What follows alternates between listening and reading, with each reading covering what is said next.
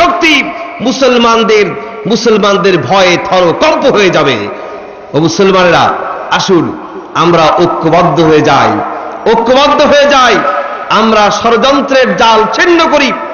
এই বিশ্বের মাটি থেকে ইসলামের নাম নিশানাকে মিটিয়ে দেওয়ার জন্য ষড়যন্ত্র করা হচ্ছে, চক্রান্ত করা হচ্ছে আন্তর্জাতিকভাবে আর আভ্যন্তরীণভাবে। যারা মনে করেন যে এগুলো আফগানিস্তানের ব্যাপার, ইরাকের ব্যাপার, তারা বড় ভুল করছেন। কারণ ওদের টার্গেট, মনে রাখবেন, ওদের টার্গেট আফগানিস্তান নয়, ওদের টার্গেট প্যালেস্টাইন নয়, ইরাক নয়, ওদের টার্গেট গোটা বিশ্বের সমস্ত মুসলিম রাষ্ট্রগুলি। ঠিক কিনা বলুন?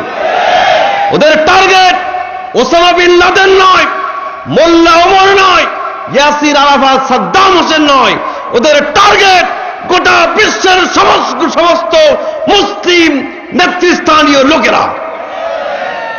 ওদের টার্গেট গোটা বিশ্ব। আজ বাংলাদেশের মতো ছোট্ট একটা দেশ, 56,000 বর্গ মাইল। আমেরিকার কাছে বাংলাদেশ কি? বাংলাদেশ আমেরিকার কাছে কিছু? নখের তলাও তো আমেরিকাকে যদি একটা দত্ত ধরি, তো সেই দত্তের নখের নিচেও তো জায়গা নিবে না। বাংলাদেশ এত ছোট।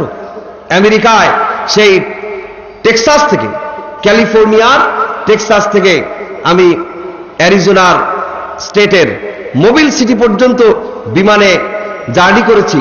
হিউস্টনে ছিল স্টপওভার। এই জার্নিটা আমার ছিল 8 ঘন্টা। একটা দেশের ভিতরে 8 ঘন্টা সময় লেগেছে এক স্টেট থেকে আর এক স্টেট বিমানে, যেখানে জেদ্দা পর্যন্ত 6-7 ঘন্টা চলে যাওয়া যায় নন স্টপ এয়ারলাইন্সে। সেখানে এত সময় লাগলো। কত বিশাল দেশ! সেই দেশ বাংলাদেশকেও আর সহ্য করতে পারছে না। কারণ কি? এদিকেও কি আমরা বুঝতে পারি না ওদের টার্গেটটা আসলে কি? আমরা কি বাংলাদেশে কোনো আমেরিকানদের গায়ে হাত দিয়েছি? আফগানিস্তানের হামলা হলো, আমরা নিয়মতান্ত্রিকভাবে প্রতিবাদ জানিয়েছি, কিন্তু কেউ কোনো প্রমাণ দিতে পারবে না যে বাংলাদেশে আমেরিকান দূতাবাসে কেউ একটা মাটির ঢিলাও ছুঁড়ে মেরেছে, কোন আমেরিকানের গায়ে টোকা মেরেছে। ওদের অসংখ্য তথ্য কেন্দ্র রয়েছে, অনেক প্রতিষ্ঠান আমেরিকানদের রয়েছে। এদের কোন জায়গায় হামলা হয়েছে, এর কোন নজির কি আছে? তারপরও বাংলাদেশকে ব্ল্যাক লিস্টেড করেছে, সন্ত্রাসী দেশ বলেছে। আসলে ওরা নিজেরাও ভালো করে জানে বাংলাদেশ সন্ত্রাসীদের দেশ নয়, বাংলাদেশ শান্তির দেশ, বাংলাদেশ শান্তিপূর্ণ গণতান্ত্রিক একটি রাষ্ট্র। ওরা এদেশকে মৌলবাদী দেশ বলে, ওরা সন্ত্রাসের রাষ্ট্র বলে। আসল ব্যাপার হচ্ছে সন্ত্রাস কোনো বিষয় নয়, সন্ত্রাস কোনো বিষয় নয়। মূল বিষয় হচ্ছে আমাদের প্রিয় জন্মভূমি বাংলাদেশ, পৃথিবীর দ্বিতীয় বৃহত্তম মুসলিম দেশ। বাংলাদেশের মাটি, দুর্জয় ঘাঁটি, এরাই হচ্ছে ওদের আসল বিষয়। ওদের আসল বিষয় বাংলাদেশ ইসলাম প্রিয় জনতার দেশ। বাংলাদেশের মানুষ কোরআন বিরোধী, ইসলাম বিরোধী কোন কার্যকলাপকে বরদাস্ত করে না। এরাই হচ্ছে ওদের আসল গাত্রদাহের বিষয়। সুতরাং বলতে চাই মুসলমানেরা, ওদের রক্তচক্ষুকে ভয় পাবার কোনো কারণ নাই। মুসলমান মৃত্যুকে ভয় পায় না, মৃত্যুকে ভয় পায় ওরা, মুশরিকরা, ইহুদি নাসারারা। এরা ভয় পেতে পারে। উহারা চাহুক দাসের জীবন, উহারা চাহুক দাসের জীবন। আমরা শহীদি মৃত্যু চাই। মৃত্যু ভীতরা, মোরা মৃত্যু খুঁজে বেড়াই। মুসলমানরা মৃত্যু কোথায় আছে খুঁজে খুঁজে সেই জায়গায় পৌঁছে যায়। যেহেতু মুসলমান জানে আমি যদি বেঁচে থাকি গাজী হব, আর যদি মরে যায় কি হব? মরলে শহীদ, বাঁচলে গাজী। সেই মুসলমানদের ভয় পাবার কোনো কারণ কি আছে? কোনো কারণ নাই। আমরা দুর্বল নই। বিশ্বের বুকে আজ মুসলমানদের পপুলেশন 150 কোটি ছাড়িয়ে গেছে। 150 কোটি মুসলমান। সেই মুসলমানদের কিসের ভয়? টাকা পয়সার কোনো অভাব আছে?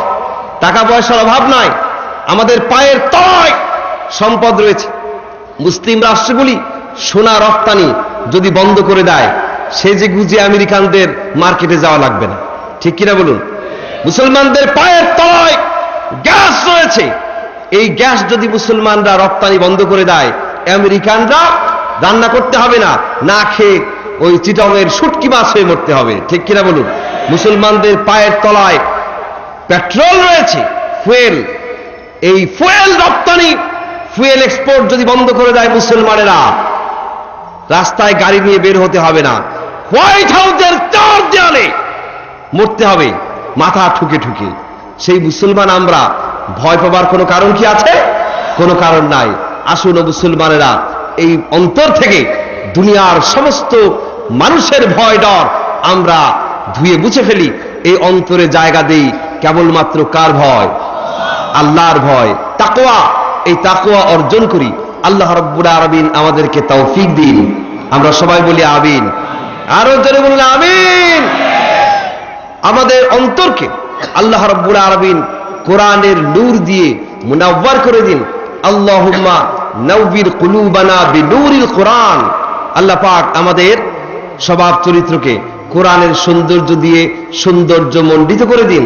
আল্লাহুম্মা যায়্যিন আখলাকানা বিজিনাতিল কোরআন। সবাই বলুন আমিন। আজ এ পর্যন্তই।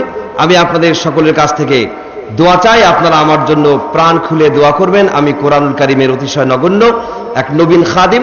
আল্লাহ পাক যেন আমাকে কোরআনের খেদমতে কবুল করে নেন। সাথে সাথে আমার পরম শ্রদ্ধেয় পিতার জন্য দোয়া চাই।